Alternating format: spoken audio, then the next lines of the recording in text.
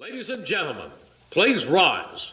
And now to honor America, please join in the singing of our national anthem. Representing the three-time Stanley Cup champion New Jersey Devils, Arlette.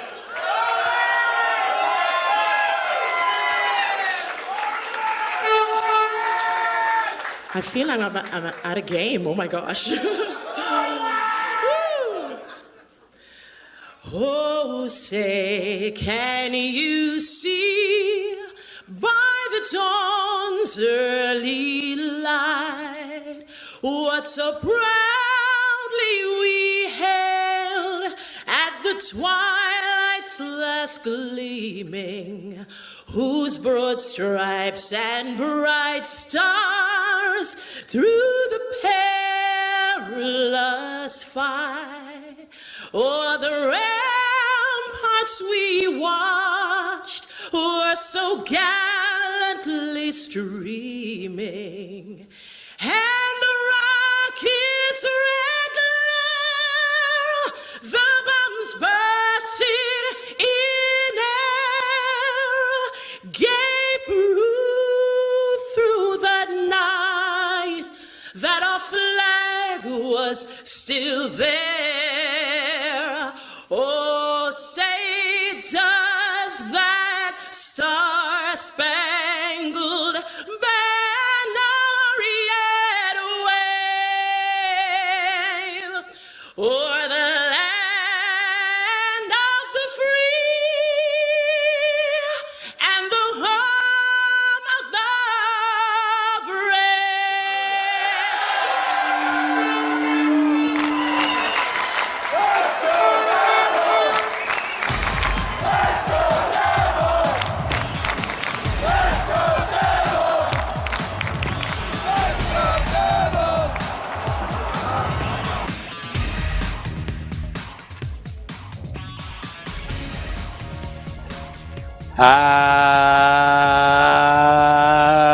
Happy Devils Sunday. This is the Let's Go Devils podcast, season 3, episode 9. We're on a 2-game winning streak, powered by Nova Product Design on the Primetime Radio Network. The title is tonight, Wham, Bam, Thank You, Cam, because we got, I wouldn't say former tough guy, because I still think he's a tough guy and he can kick our asses, Beer Baron. But we've got tough guy, exactly. Former New Jersey Devil. But then again, I don't want to even say former New Jersey Devil, because once a devil, always a devil. But we got a tough guy with personality, pizzazz, some brains. Cam Janssen will be on the Let's Go Devils podcast tonight. I am your host, Sam Wu, here with Beer Baron. Shorts guy stuck in traffic. Shorts guy is stuck in traffic. Yeah, it seems like nobody can actually drive in the rain in New Jersey, but Shorts guy will be with us momentarily, probably in the next 10 to 15 minutes. Oh, just in time for the Cam Janssen interview. Hello, everybody. Well, we are on a 2-game winning streak. It all started with the hashtag We Are the Fun event that we did at PJ Ryan's last Thursday, Devils versus Rangers. We were saying, Beer Baron, that our extended preseason's over. The season starts today. Tom Fitzgerald took the bench for the first time in a long time as assistant coach. Ray Shuro, apparently John Hines asked for it. Ray Shuro agreed. And the Fitz magic of Tom Fitzgerald 2-0. And I love that Jack Hughes is actually getting on the NHL scoreboard. 1 assist on Thursday night, 1 goal, and the lone goal of a 1-0 shutout victory over the Vancouver Canucks. And what's getting lost in it is Mackenzie Blackwood had a hell of a game. A hell of a game. No, it's 100% right, man. And honestly, that was first of all, we have to say what's up to everybody. What's up, Cheryl? What's up, Stacy? What's up, Matt? What's up, Tim? All of our friends on the Facebook group.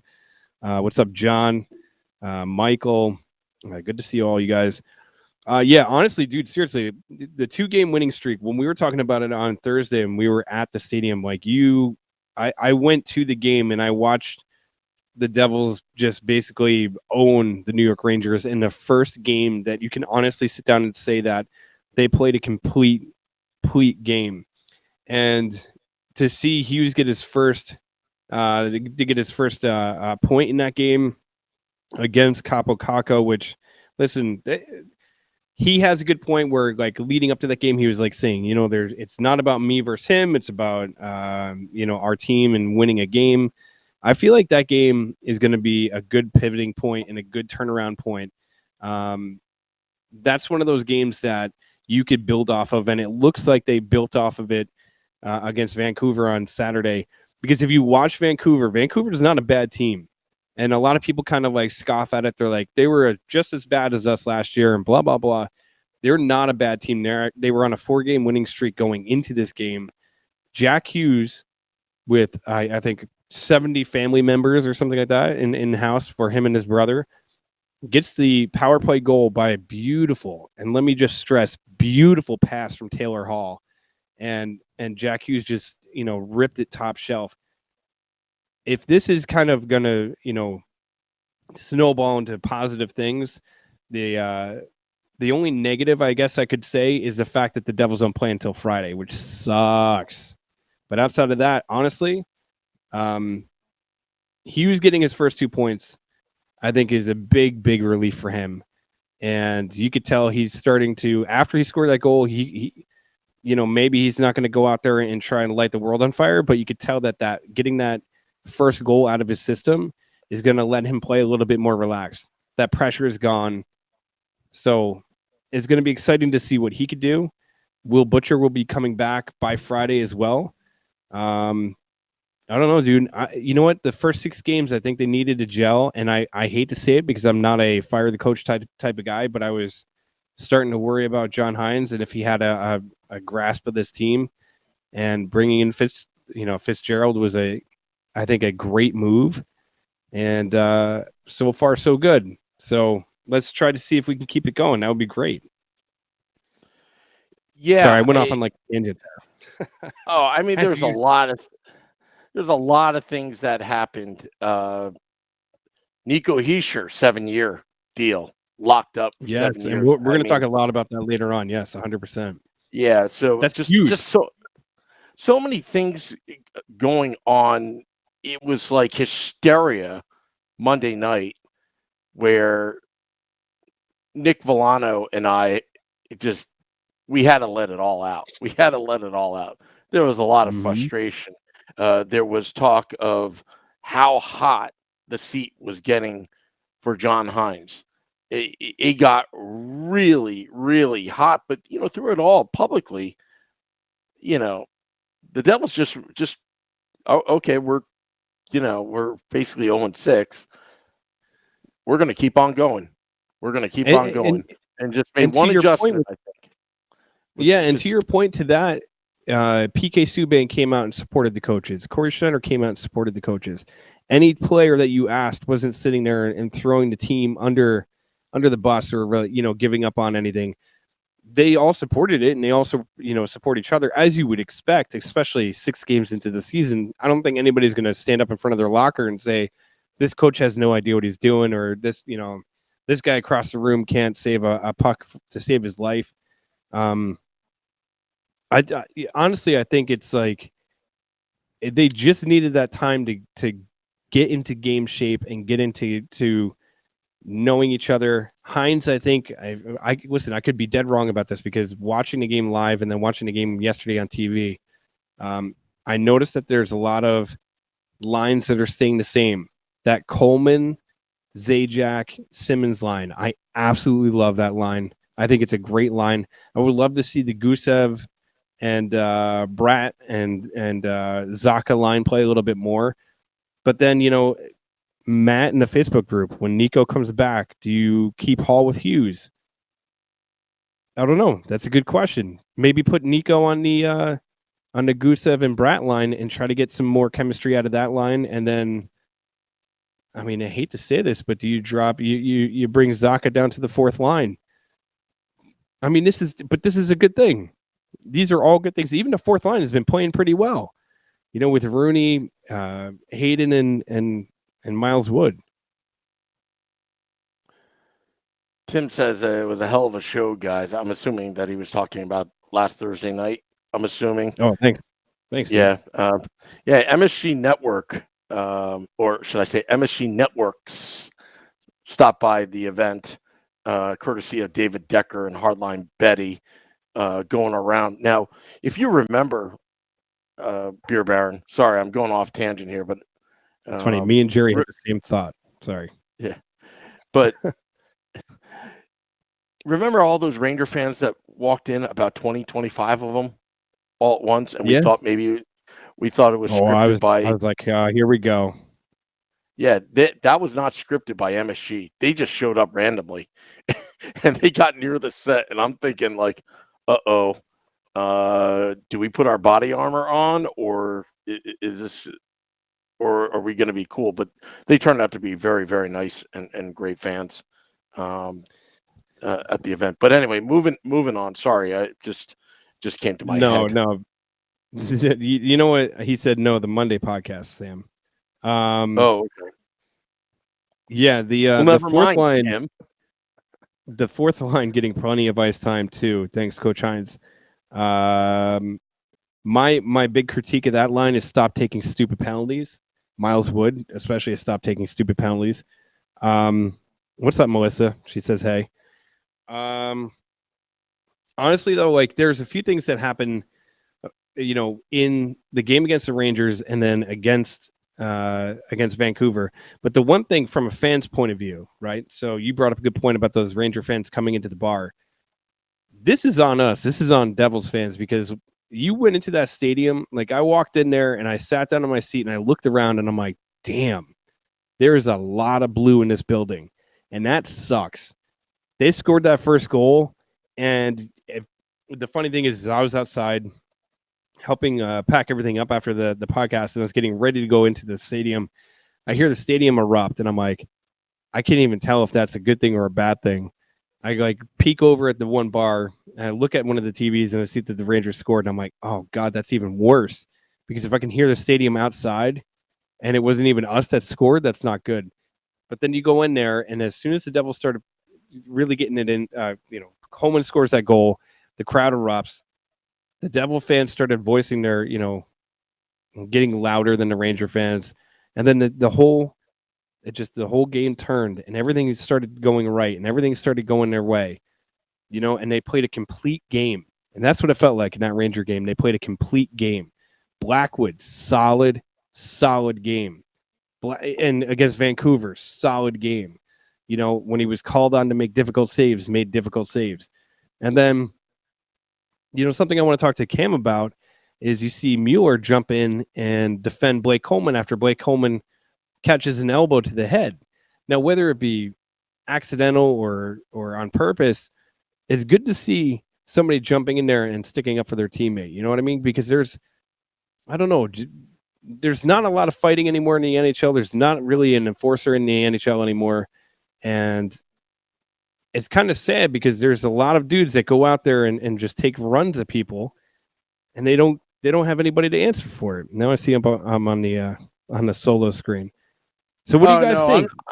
I'm still here. I just got to get Cam. I'm just trying to get everything organized for Cam right now. Sorry about that, Beer Bro. Oh, okay, cool. No, it's all good. It's all good. Yeah, I mean, Jeffrey's saying we're always going to get Ranger fans. And I mean, it's true. And I mean, the funny thing is, so when we had those Ranger fans come in and they were standing next to us, are we going to let Cam curse? If he curses, whatever, man, says Pete. But I mean, honestly, like, they can't afford Tim. You're 100% right. They can't afford the garden.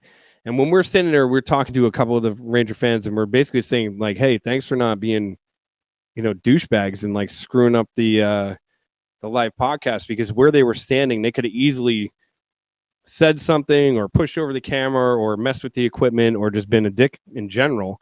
But honestly, they were great. They were great. And, afterwards we were kind of talking about that. And I was like, what is it that brings you guys to the Rock? And 100% of them said the fact that it's cheap. It's cheaper to go to see a Devils Rangers game at the Prudential Center than it is to go to MSG. And we all know that. So it's kind of like expected, but it is what it is. You know what I mean? Like at this point, it's one of those things that we can accept. But as Devil fans, we should go out, especially do Devils Rangers games in more of a force. So anyways, getting back to Mueller sticking up for his teammate.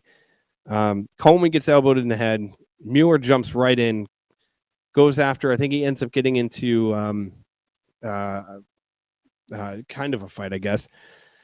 Gets into a little bit of a scrap, and then he gets sent to the penalty box, and Wayne Simmons goes over there and apparently didn't say anything, just kind of was like banging on the glass to show his support about getting into a fight. One of the things that I liked about that is like Simmons, who is, basically the enforcer of the team, going over there and acknowledging like, hey, that's what you're supposed to do, standing up for your teammate. But things have changed. Like, it's just so much different nowadays. You got guys that are like Brad Marchand going out there and throwing wild elbows at people's heads like Marcus Johansson a couple years ago, and nobody to answer for it. God, thank God you're back, Sam. I'm like sitting here babbling like an idiot.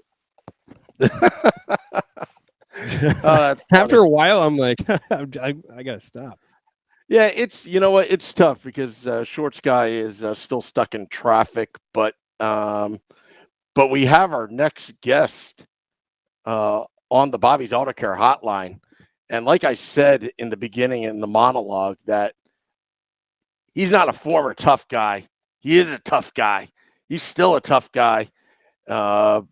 Used to play for the New Jersey Devils. I forgot what years, and then came back for a second tour of duty. And one of my most memorable moments was that New York Rangers line brawl, Devils Rangers at Madison Square Garden. Pleased to welcome to the Let's Go Devils podcast for the first time, Cam Janssen. Cam, this is Sam, Scott, and Jonathan. How are you doing tonight? What's up, guys? What's the old boy stuck in traffic at 9 o'clock at night in the East Coast? That sounds familiar. Yeah, that's never going to change until the end of time. We don't have that in the Midwest anymore. I do miss it out there, though. I'll tell you that right now. Cam, before we get going here, I got to say congratulations to you and the St. Louis Blues for winning the Stanley Cup. Getting to see you kind of celebrate with the boys. How does that feel for everybody out in St. Louis? Well, we want it to be over, to be completely honest with you. It's been a great summer. Everyone enjoyed it. I mean, everybody in the whole city has enjoyed it. And I always tell people that come up to me, they're like, I haven't seen the cup yet, Cam. I haven't seen, well, you're not trying hard enough then, because it's everywhere. And they present it and they post it on social media where the cup was going to be. And it's funny, like obviously I was born and raised in St. Louis. I grew up, played here. And I think I got to spend more time with the cup than probably 95% of the guys, to be honest with you, which is kind of pathetic on my part. But I got invited to all kinds of different things, and I just got to hang out with it right before it left St. Louis for good a couple of days ago. And gosh, what a fun summer! And it needed to happen, and it just amplified hockey in this town so much, and it's great. Speaking of which, of amplifying hockey out in St. Louis, your time in New Jersey, you became more than like a legend. You became like a god to the fans. I don't know if you understand. I guarantee you probably do because of autograph signings and things like that. But do you understand the legendary status that you kind of achieved in your time in New Jersey? And then when you got traded away and then came back, it was like the second coming of Christ when you came back. Well, you know what? It was... I put a show on for everybody, and it was funny. I love the attention, and I do, and it's I'm not gonna lie to you. Like and that's why I'm still doing radio, and I'm in the spotlight still in St. Louis and things like that. I love it. I crave it, and I did when I was playing. And when you skate on the ice for the first time in the NHL and playing in Jersey, where everybody's so like proud, you know, and I loved living out there. I was friends with so many people. I always, anywhere I played, I always would mingle, not just with the teammates, but I'd go out and I'd mingle on my own and meet people in the town. And oh my God, they treated me so well there. But I busted my ass for them, and I would fight, and I would do anything, and I wanted to put a show on and entertain as much as I could. And then when I entered, it was funny. I blew my shoulder out. This is my second year, right? Right when I was first starting to get going. And I remember I was out for 6 months. Lou Lamoriello was a little worried about me, so he called me up to his office, and he's like, "Okay, we need you to, do this, do that. And when you're injured like that, you're not even coming to the rink." So I asked him, I go, "Hey, how about this? Can you set up some autograph signings for me? And I'll just do a bunch of autograph signings while I'm injured, and I'll just get to know the fans and stuff like that. You don't have to pay me anything. Just let me interact with the fans." That I kind of built this up for a year and a half so far. And so he set that up for me. And people in Jersey, they were so awesome. I met so many cool people. Actually, one of my closest friends lives up in Jersey now from meeting him playing there. And I love going back there and eating all the food. I'll tell you that. Yeah. So going back to your playing career, that first time you got into the NHL, and the first time you stepped on the ice, and that first time you had to go toe to toe with somebody, can you draw back to that memory? Can you feel like what it was like to go into a game and you're going to go toe to toe with somebody and have to fight, or was it how did you feel about that? Well, I was pretty young. I was always tough, and I wasn't one of those guys that made the NHL and they're like, "Oh, you gotta fight now." And I'm like, "Oh, okay." No, because I was 6'5" or anything like that. No, I was crazy as a kid. I loved the Blues, and my parents were like, "Okay, I need to get this nutbag into something," and they got me into every sport, and I excelled at everything. But I loved hockey because of the Blues and Tony Twist and things like that. So I got into that. My dad put me into that because how aggressive I was. And so I always wanted to be that like fighter. I loved the attention. I loved it. So when I got to when I was able to fight in juniors and I got drafted in the Ontario Hockey League by the Windsor Spitfires, I mean, I fought like 47 times that year, and I loved it. I was one of those kind of guys that I wasn't the biggest. That's fine. No one had to tell me to do anything. I just did it with my own emotion, and I learned how to be able to fight big guys. So it was a thrill to me. It was a euphoric high that you can't replicate any other way. And I got pretty damn good at it, and I just excelled. And I found a way how to be a hitter as well because of the new rule changes where you can't hold anybody up. So I was pretty good at skating. So I got in there and was able to hit consistently. But I loved it. I loved to put on the show in front of the fans. You skate to the box, everybody staring at you, and you pump your teammates up. Coolest feeling in the world. I miss it. I miss it big time. Although I do and I don't miss it, to be honest with you. I don't miss getting punched in the head, but I do miss that, that high that you get from 20,000 people yelling your name. Yeah, and so I have to ask, who was the toughest customer that you ever had to fight? Ah, man, that's a loaded question. That PL3 fight was incredible between you two. You guys know him. He's a really good dude. Just honest, tough, throws hard, throws with both hands. Cool cat. He played in Jersey. He's a really cool guy. We kind of touch base on Facebook and things like that, which is really cool after hockey to touch base with some of these guys that you had with. That was one of them for sure. Brian McGrattan and I fought a bunch of times where we went for 3 minutes, 2.5, just marathon bouts where just getting my butt kicked for a minute and a half and finally get my grip on the guy who's 6'6". And I'm like, okay, I know how to eat your punches. And I just put a show on for everybody. So Brian McGrattan was definitely one. But who did I fear? Well, I feared Derek Bugard. Not going to lie to you. Derek Bugard, wrestling, by the way. He was the one guy where I'm like, oh my gosh, he's just too big to where I couldn't do my rope-a-dope with him because he was 6'9" instead of 6'7" was my range where I could still hit you, but he was bigger than that and he had knockout power. So he definitely scared me for sure. Although I didn't fight him. So which was better, his scoring your first NHL goal or your first NHL fight, your first official NHL I fight? don't even remember my first NHL fight, to be honest with you. I don't even remember. What was it, Aaron Asham, maybe? I don't remember, to be honest with you. But I definitely remember my first NHL goal. Oh, my gosh. It was funny because people, like, retweet it, on Twitter. And it was against the Capitals at home in Continental Airlines Arena. And so I get a stupid tripping call. I never get tripping calls. Tripping calls are lazy. That means you're reaching out and you're being lazy because you're not moving your feet. I never got those. But I got a stupid tripping call. And I remember going in the box and I'm like, oh, I'm done for the night. Coach is quite pissed. I'm done. So I get out of the box. Jay Pandolfo blocks a shot with his face as usual. You know how hardcore he was. Awesome guy, by the way. And he kicks the puck over me on the wing. Alexander Ovechkin was trying to back check on me. Was lazy. Didn't back check. And I ripped top shelf. Maybe it hit off John Erskine's stick. I don't know. I like to think not. But it went top cheese. And I celebrated. And my parents were in the background. And I have a picture of me celebrating with my mom and dad in the background watching my first goal. Pretty cool stuff. That is awesome. That's great. I know.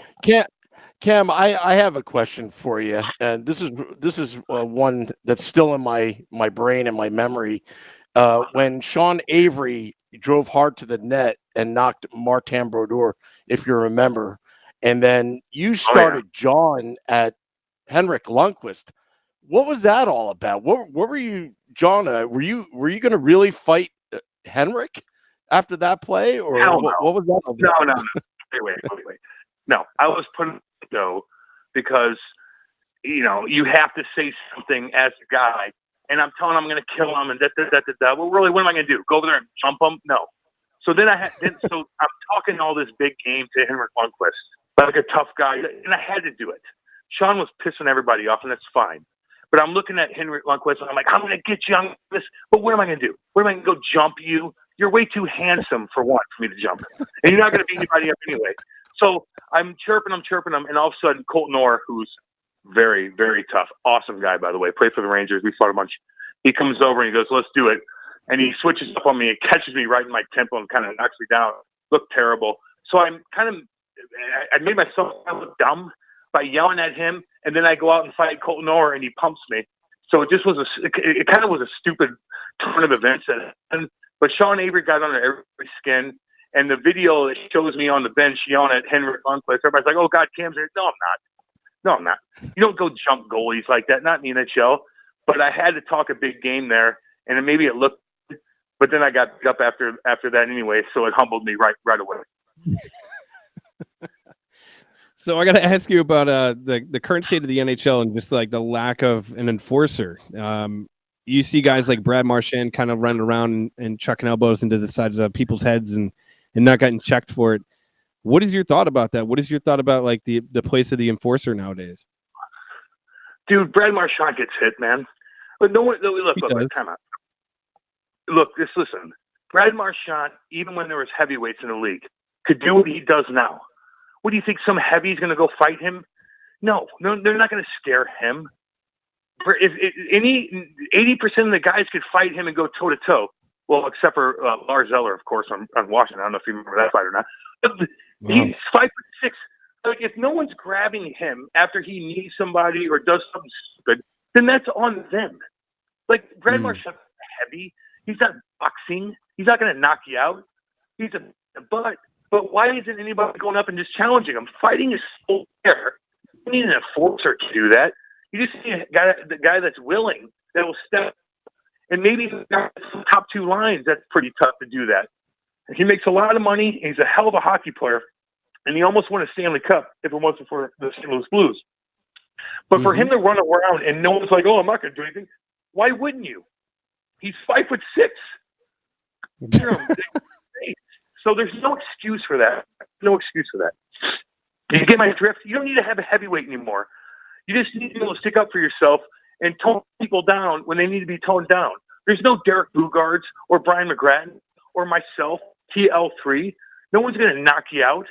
Like, go out there and play your game. Everybody's equal now. It's just who wants to step up to the plate and stick up for each other. Yeah, I 100% agree, and it feels like there's not a lot of guys that are willing to do that anymore, and some of them that do are kind of asked not to do it anymore for whatever reason. But I mean, why do you think that is? I mean, do you think there's a reason why a lot of guys don't go out there and actually jump out there and stick up for their teammates, or is it just kind of like the way the NHL is like trending towards? No, I mean, really, there's no discrepancy between the big tough guys in the league now and the weak. I mean, like Ryan Reeves and Wilson, put those guys in different categories. Chris Stewart to sign, fine, whatever. But other than that, everybody's equal. I mean, they really are. Like, gosh, you can just go play the game and be mean. If you want to go, you go. And you don't have a guy that's trained like we were. Like, we were trained to be killers, like trained to be able to knock out. Like, that's just not happening anymore. And you don't need it anymore. And the game's great right now. It's so fast. Guys are still hitting each other. I will say this. If you watch the playoffs last year, they let the hitting go. That's why the Blues won. The Blues won because they hit you. Everybody on that damn team hit. They hit. And maybe they got dinged for a suspension here and there. Look, if you catch a guy with your elbow in the head, yeah, you're probably going to get a suspension. If you hit somebody against the numbers and you see their numbers and you hit them again and they go into the boards, yeah, that's hitting from behind. Don't do that. You're going to get suspended. But they let you hit, and they didn't call a damn thing. And that's why the Blues took advantage of that, being a physical team. But for fighting, like, anybody can stick up for themselves now. You're not going to go against a monster anymore to where this guy's going to duck with both hands. It's not happening. So if guys aren't sticking up for their teammates, they're just kind of being soft, to be completely honest with you. True. So we got to welcome in our buddy Shorts Guy. Shorts Guy just finally got in from being stuck in traffic. Traffic. Traffic is terrible. Is rainy or what? Say again, it Cam? rains. Turn his mic up. Oh, Cam, is this better? Yeah, I got you, buddy. All right, cool. Yeah, no, my voice is shot from today. So, my question I want to know is that Devils Rangers line brawl in 2012.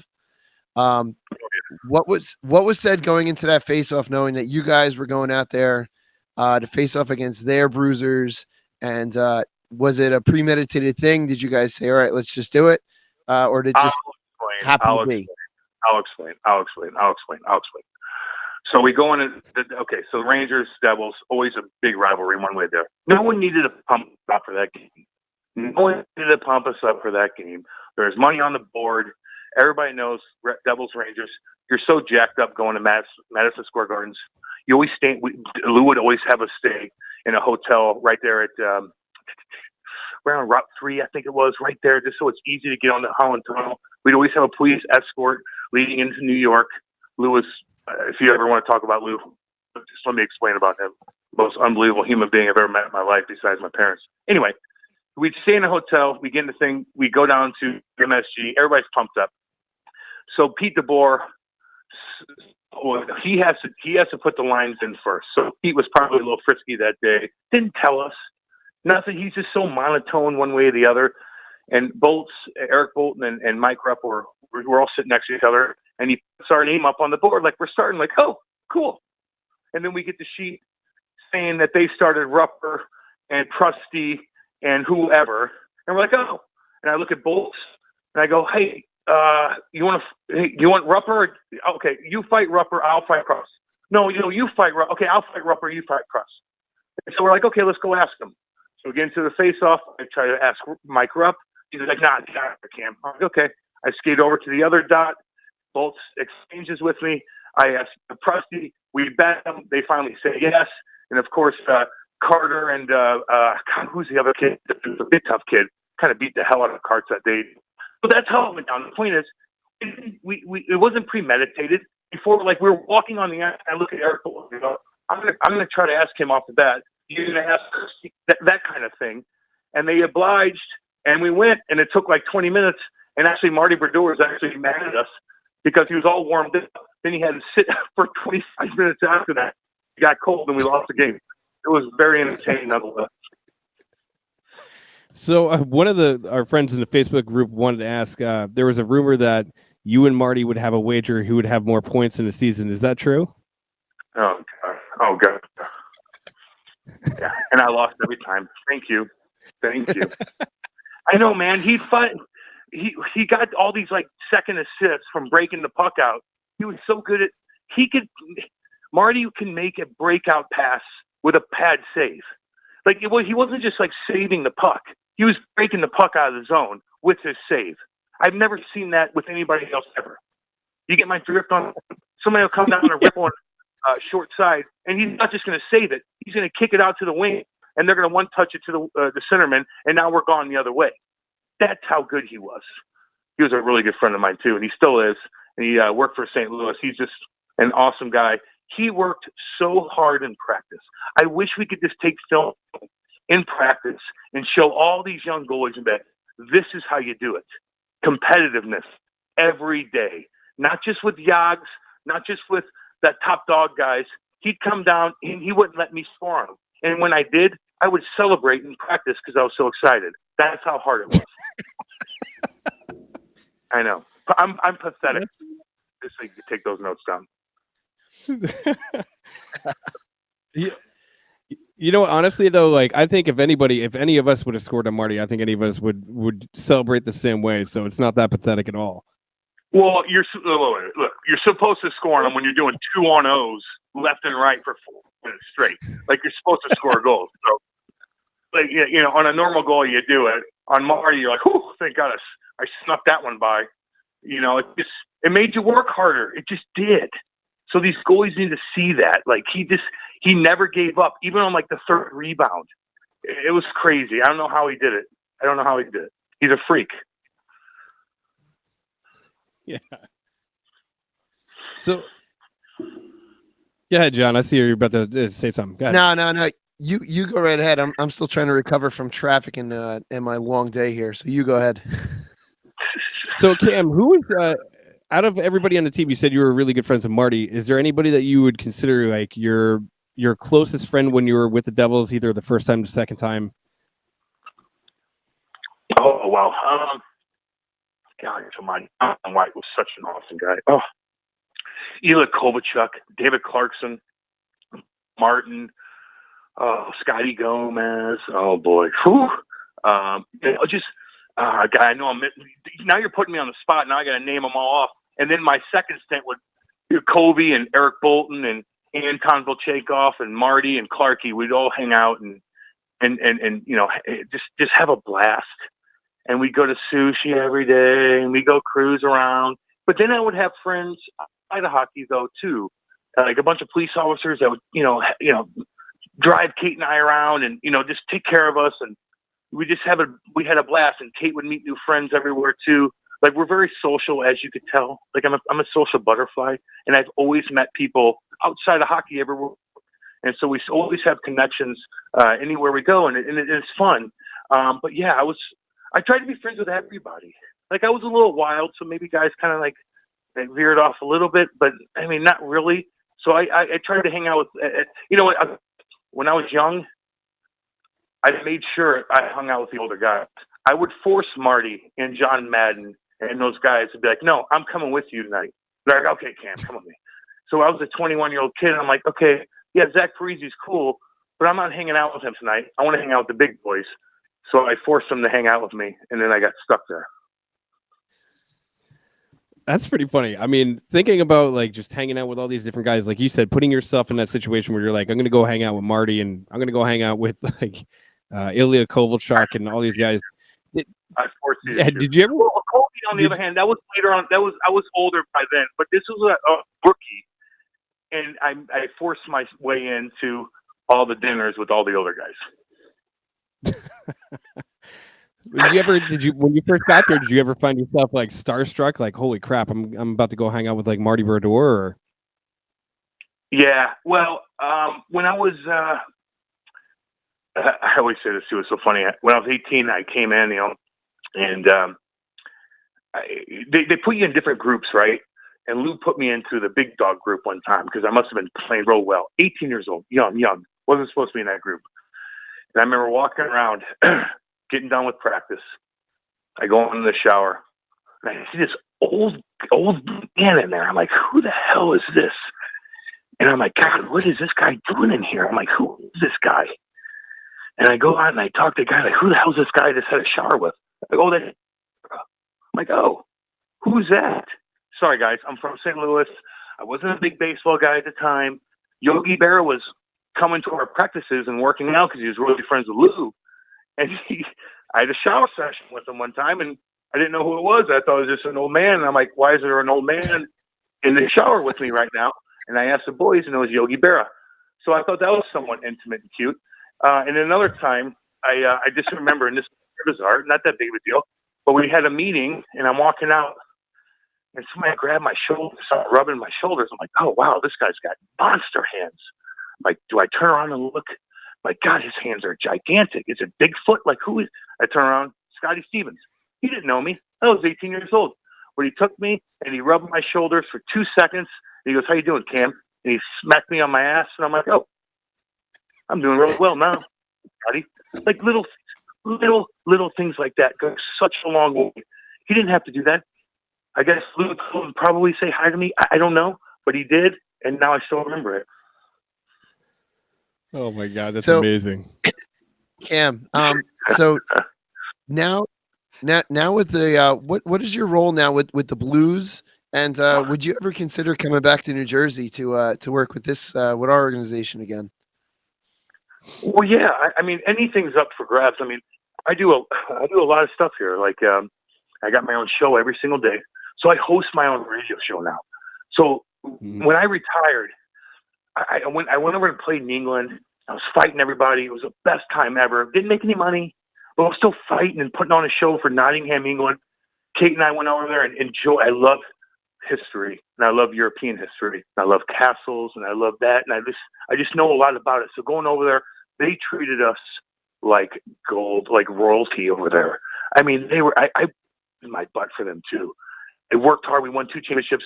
So I was a 2-year deal over there, and all these radio stations offered me contracts in St. Louis. So I had to retire, and I started getting on the radio. I was on a show for a year and a half, and then they gave me my own show. So I have my own show every day on the radio. I do TV work. I got my own podcast called the Cam and Strick podcast with Andy Strickland, who's a guy that works here. He worked for the Blues for a long, long time. I do a bunch of different things. I don't even know what the hell my job is, but I do a million things on the radio and TV, and it all kind of comes together. And you just build up this, you just build yourself up and do charity and just do everything that all comes together. But I love what I do now. You have to read a lot. You have to know what's going on with everything, not just with hockey, but with baseball and with football and things like that. So that took a little time getting used to. But now I'm watching sports every single day. You have an opinion on different things. And if I had a job in Jersey, would I live there? Absolutely. And I know exactly which diner I'm going to. I know exactly which steakhouse I'm going to. I know I'm going to go say hi to all my boys if I went back to Jersey, because I had a blast there and I love it.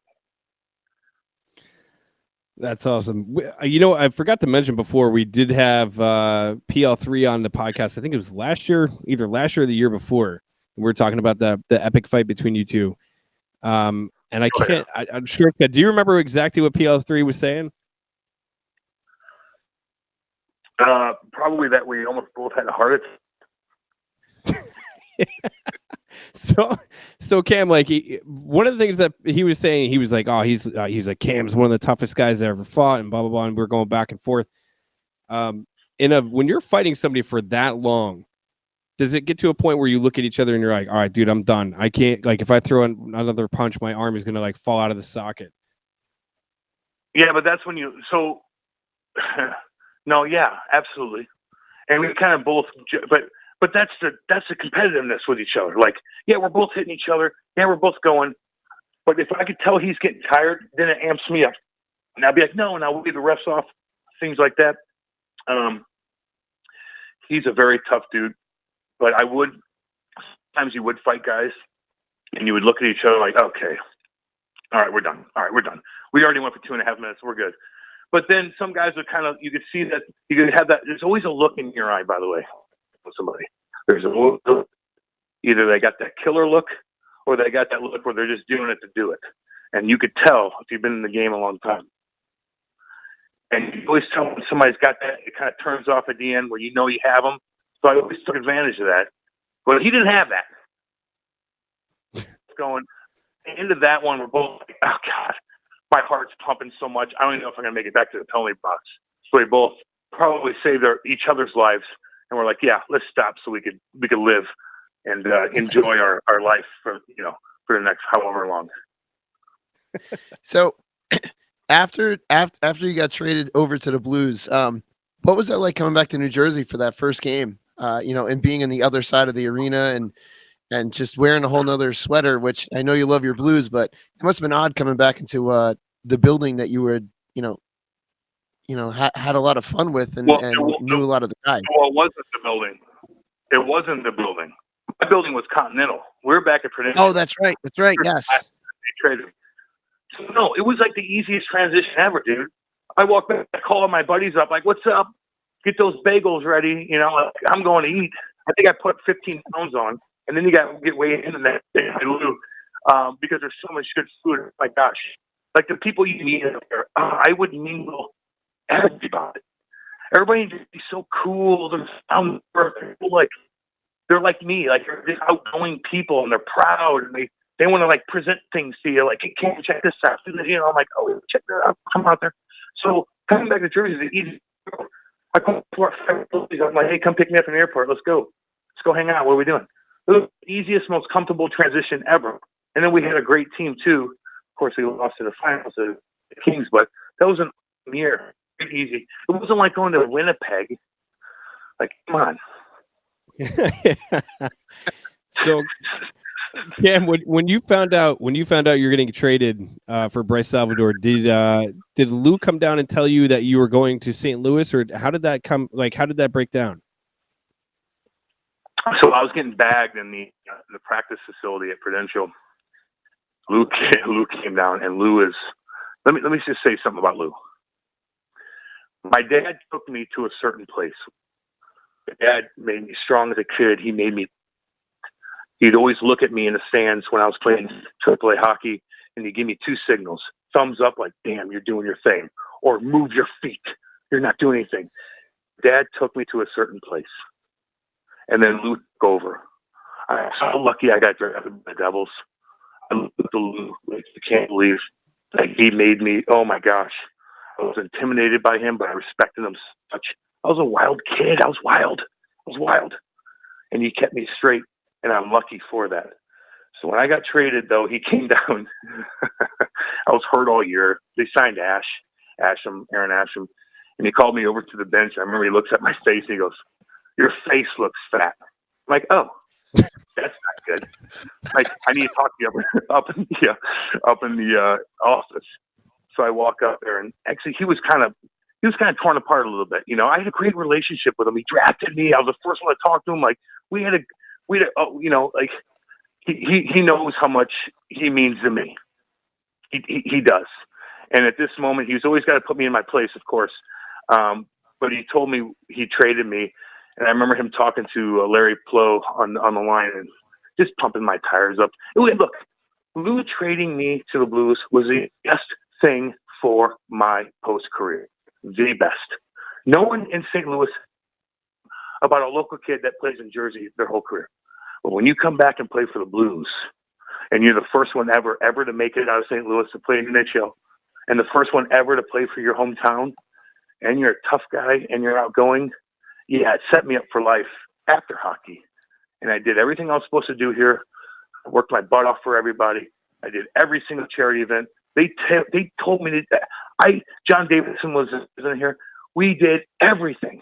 They promoted us so much in this town that you could become really popular really fast. And that helped me. Now I got my own I can kind of do what I want. Stay cool, and you still got to be on the ball and know your stuff. But God, every opportunity is open for me in St. Louis because of that trade. It's incredible. Cam, I do have to say this on a personal note. When you came back with the Blues for the first time, a bunch of us waited outside to meet you. And as the other Blues players were kind of like walking by, like, signing autographs here and there. I just remember you coming out the door. You almost bursted out of the door like the Kool-Aid man, like, what's going on? What can I sign? We all thought it was you were just the nicest damn guy that came out of that door.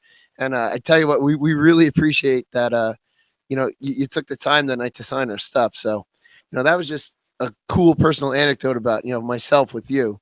And I have to thank you for that. And thank you for being so awesome that night after the game. Anytime, dude. I mean, that's just natural, man. Like, I like that, though. Like, I like to do that stuff. Like, I want to pump people up. I want to talk to them. I want to, like, let them know that I see them. Like, that's part of it. Like, that's part of it. Like, I get a out of that. Like, gives me that, like, it just gives me that drive, like, to make people smile. Like, absolutely. I'm an entertainer, and I always have been. I didn't know what I was going to do when I was a kid. And thank God I found hockey. Like, who knows? And I absolutely love that. But that's all genuine, man. Like, I'm not like, okay, there's players out here, there's people out here, go say it. No, it's like, just go do your thing. Go be you. And I am, and it works. So I appreciate you bringing that up, man. Appreciate that. No, man, we appreciated you stopping by. So that was great. So, that was a fun night. We got a picture of you and everything. So it's well worth the. Oh, you owe me $20 for that, by the way. I charged for that. Producer Sam will send it this week. It'll be in the mail. Sam will send it. Give me an IOU. Thank you. I'm joking. Cam, before we let you go, when we announced that you were coming on to the podcast, you have a pretty nice contingent of, I don't know if I would call them groupies, but these women that just absolutely love you, and they were just commenting. And there's one in particular that caught my eye. We call her Ange Janssen, and she's a big fan of yours. And there was this, and how she got that name was she was at a St. Patrick's Day parade. I know Shorts Guy was there. I wasn't there for it. I was there for it. But legend has it that some girl took a swing at her, and then she accidentally hit our friend, Big Cat, and she just swung for the fences and knocked her out cold. And from then on, we called her Ange Janssen, and she just wanted us to mention that. And I think she has some kind of agreement with her husband that that if you two ever dated or whatever, he would be okay with that. So he wants to be cuckold. Oh, that's nice. I'm glad I'm an influence towards the female audience when it comes to that. Now they're punching people out. I'm a great influence to women and children, I guess. But tell them I said hi, of course. Tell everybody I said hi. And I will be back in Jersey. I think the Blues are going to be coming up. The Blues are playing Jersey. I got to meet up with all the guys and hang out and stuff like that. So next time I'm in Jersey, we'll all hang out. And you could tell her to come, and I'll say hey, and maybe get some pics with everybody. You know how that goes. Awesome. Well, we'll let Melissa know, and she'll be in contact with you around that time. We really appreciate it, Cam. And also, I've been listening to the Cam and Strick podcast. That's awesome. I love Andy Strickland and the work he does, covering the Blues. The smart man, and we complement each other perfectly. So we're going to have we got Barry Melrose coming up. We got Paul Bissonnette. We got Sean Avery. So we'll be bringing the heat. So it should be interesting. So we're just getting started with that. You know how it goes. It's tough to get in. You got to just keep going with it and keep bringing it every week, and it'll all build up. So, hey, guys, appreciate you having me on. I'll see you up in Jersey. Don't be shy to contact me when I get up there. We'll hang out for some drinks. All right. Yeah, Thank dude. you, Cam. Much appreciated. Cam, thanks. Right on, guys. Talk soon. That is Cam Janssen. Still a tough guy. Very enthusiastic. Wow. That was. Dude, I've never been intimidated during an interview. Yeah, I've never been intimidated like somebody's gonna reach through the phone and punch me in the face for saying the wrong thing. Yeah. I was kind of worried. That was the coolest. I'm not gonna lie. Like I'm such a huge Cam Janssen fan. Like I haven't been this nervous since we had Doc Emmerich on. That was the last time I felt this nervous. Like I was so nervous to like talk to Cam Janssen. We got to thank Melissa for this because if you guys remember in a group text a few weeks ago, I was kind of being a jerk, kind of pissed off. I was like, guys, we need to get somebody awesome onto the podcast. Who can we get? So I just texted in the group text. I was like, Melissa, get me Cam Janssen. And she's like, I'm already on it, Sam. He's already confirmed. I was like, what? But thank you, Melissa, for booking Cam. And also, I guess that's an invite to hang out with Cam when he comes. Dude, I'm 100% taking him up on drinking some beers with him. 100%. Oh, absolutely. I will be right there with you. Sam, you might actually have to have a beer. You might have to have a beer again if it's with Cam Janssen.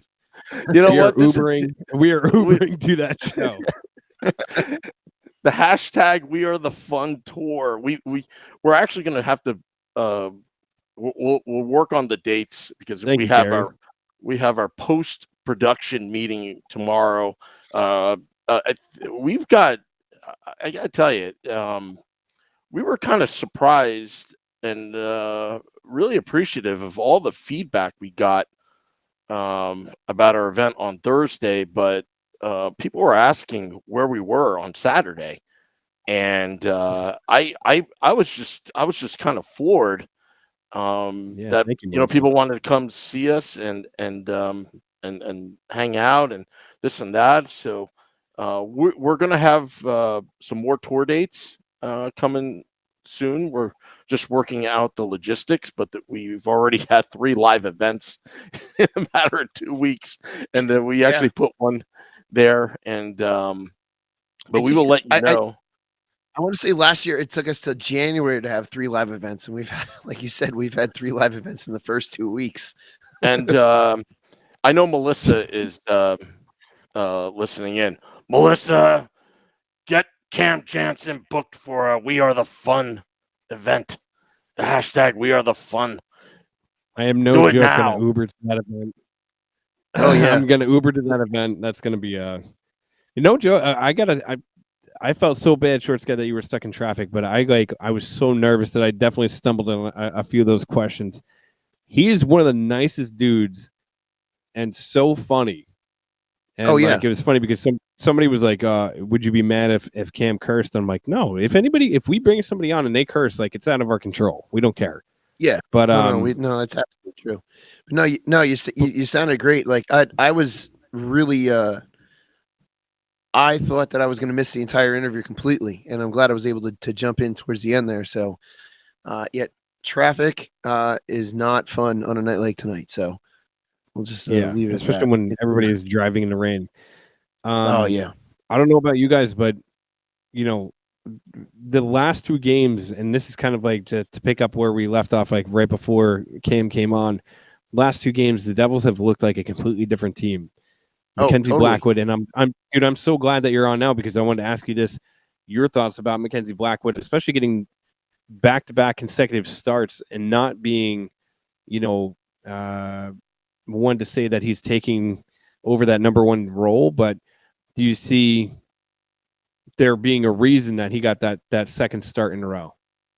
Well, when the lineup came out on Saturday, I was surprised to see was him starting. I kind of figured that they would go back to Snyder for the second game. However, I think they're just going with the hot hand. I mean, Mackenzie played fantastic against the Rangers, and then obviously, playing fantastic again on Saturday.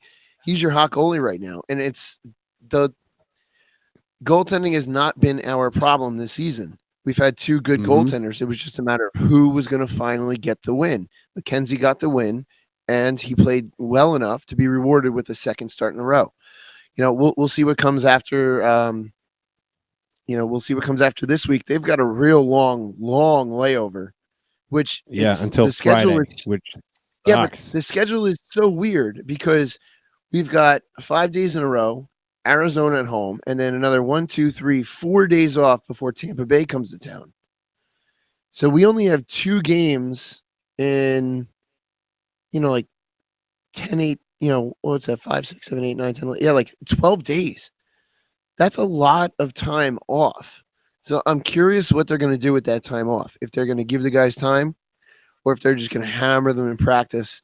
And we'll see who they go with against Arizona with that long layoff. If they still think that McKenzie is the hot hand to go with, then yeah, absolutely they'll go with him. It would be a long string of games before you can officially say, yeah, he's the new starter. So we'll see what happens.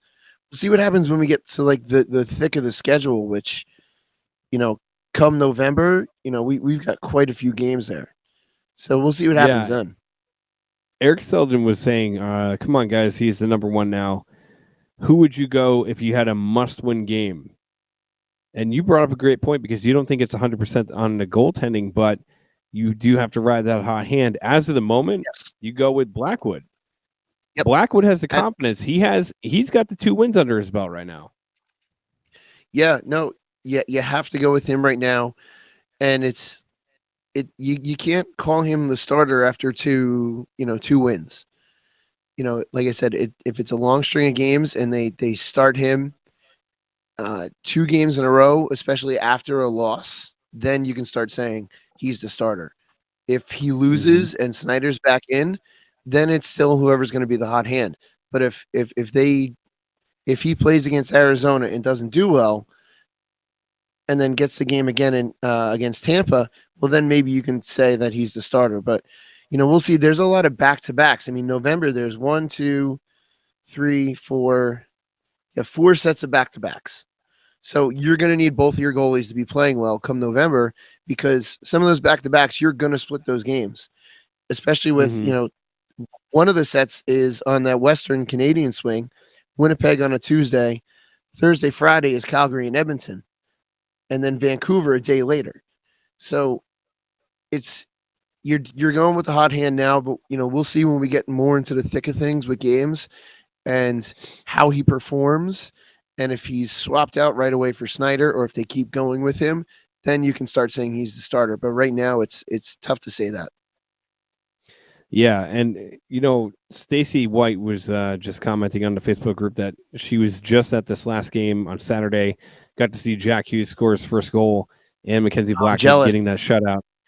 I'm jealous. Honestly, seeing Jack Hughes get his first goal, that's got to be a huge sigh of relief for him, knowing that he finally got that kind of like out of the way. He got that first point against the Rangers, but he got that first goal, which I think is a little bit bigger, off his back, and against his brother, his brother's team, which is cool. Which is really cool because the whole family was there.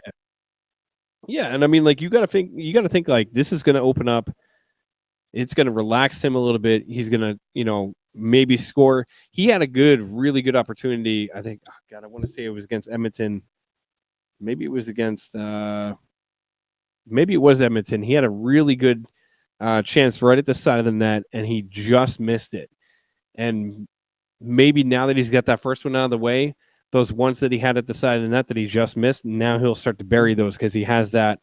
All right, cool. I got that first one gone. Yeah, and it's not to say that he wasn't getting his chances. He was getting them. It was just a matter of eventually he was going to convert, and it was going to go in, and he's going to have a long career ahead of him. So waiting, that was the 8th game for that goal. That will hopefully be the first of many. Seventh game. Him and Stamkos, 7th game for the first point. First point for 7th. You're right. 8th game. Yeah, you're right. 8th game, first goal, first point for this. Yeah, in the 7th game. So he's not really in uncharted waters by having to wait so long for his first goal.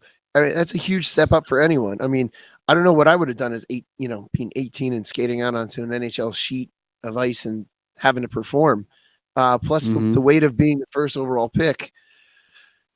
I know these guys are professionals, but that's got to weigh on them as well. But I want to say that, definitely the atmosphere of it all on Saturday with the entire Hughes family, what looked like in the box was there, and then playing against his brother, who I'm sure that was a lot of fun for him to play against his brother for the first time in the score against his brother's team, because, that means his brother was there for his first goal as well. I mean, Yeah, that must have been an odd thing. Like his brother, was his brother on the ice? I don't even know. You know what? I think he was, because he was on the PK. I want to say he was on the ice, and Okay. he was the one that was reaching for the puck when Taylor Hall made that pass, which was, like I said in the beginning, a beautiful pass. Yeah. So that's got to be cool for, as much as he didn't want him to score against him. And I'm sure they were being, I'm sure they kind of put the family relationship aside for the game, which is what you do as a professional. But, at the end of it all, after the game, I'm sure his brother was probably pretty pumped to be there for Jack's first goal too. You would have to assume. Yeah, and not to like jump around on subjects, but we did have a question in the Facebook group. What are the details of Heischer's contract, and are you pleased with the deal? And the deal is 7 years for 50 million. Oh my God, 50.75, which ends up being something like 7.25 million a year, something like that. And honestly, I feel like that is an extremely good deal for both sides. Locking up Nico and everything that he said after the contract got signed about wanting to be here, loving the organization, loving where he lived, believing in the organization, and having him now being a cornerstone for this franchise for the next 7 years is a huge, huge thing. But what implications are that of Taylor Hall? Like, what does that mean for Taylor Hall, and what does that mean for his future here? Well, I think Nico's contract sets a precedent going forward of what the Devils are willing to do long term. And it shows their willingness to hold on to players like Nico long term. So you would hope that on the Taylor Hall end of it all, you're seeing, the organization's like, yep, see, we'll lock you up for the rest of your career almost, if you're willing to work with us and stick with this organization. And you have to think that if Nico's, hopefully not just, talking, saying the talking points that he has to first after signing the deal, but if Nico's really truly seeing all those now I can't talk, the positives about the organization, one would hope that it would be like, all right, well, Nico did it. Now everyone's going to be looking at Taylor like, all right, Taylor, well, let's get you locked up. But at the same time, if Taylor Hall doesn't want to be here, then so what? That's just something we're gonna have to deal with. If he does not want to be here, I don't want to lock up a player long term that would rather be somewhere else. As much as I would love to keep him, if he doesn't want to be here, then there's no point in locking him up for that long term. And he's coming off crazy injury to say. season too. Yeah, and it's crazy to say because you would never want to say this about like one of your favorite players or one of the guys that's on the team that you feel like is going to be a key player to your team. If Taylor doesn't want to be here, I don't know if we've said this before, we probably have, but if he doesn't want to be here, then hopefully he's forward with the organization and they can turn around and either trade him during or before the trade deadline. Because if he's not going to sign and it comes to one of those long drawn out things and then July 1st comes and he's goes and signs with, the Philadelphia Flyers, or I don't think he would do that. You mean like John Tavares did? Like John Tavares 100%. 100%. You don't want to, I mean, like, you don't want to do that because then you get nothing in return. Although the Islanders have fared relatively well since Tavares has left. You don't want that situation to where you're kind of waiting on bated breath, like, oh, is he going to sign? And all of a sudden it's like, it's drawn out, and all of a sudden it's like he's gone. It's just, like you said, be upfront with the organization, be upfront with us as the fans, and work with Ray as far as try to find that home earlier so that we can, ship him out at a trade deadline and get some assets in return. Or at least do like a sign and trade. A sign and trade I would be happy with if he doesn't want to be here. A sign and trade. Yeah, 100%. And then hopefully you trade him for, I don't know, a top 4 defenseman. Top 4 defenseman in a draft pick.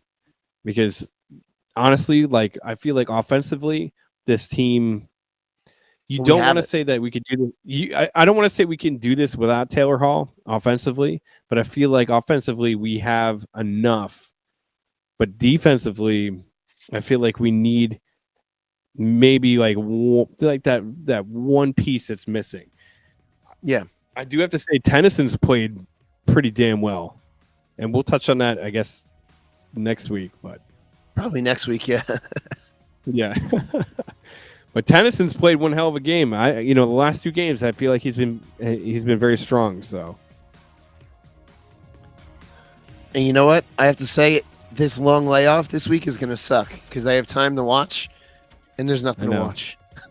exactly. However, Exactly. Jack Hughes got me points in fantasy hockey over the weekend, so I was pumped with that. So There you go. that first goal helped me out. Well, guys, I'm still wearing my hat and my glasses from the event. We're on a 2-game winning streak, but I did take a shower today. That ended. Yeah. So just a little housekeeping items here. State of the Fan address, which is normally Wednesdays at 9 p.m. Eastern, will be this Tuesday. Nick Villano and I, because Nick is getting married next weekend. Congratulations, Nick. Hey, congratulations to Nick. Yeah.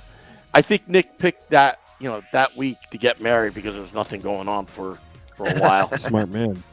It wouldn't shock man. me. Yeah. So that's that. And we want to thank Cam Janssen for coming on to the Let's Go Devils podcast. I can't wait to party with Cam. I can't wait to. It's going to be great.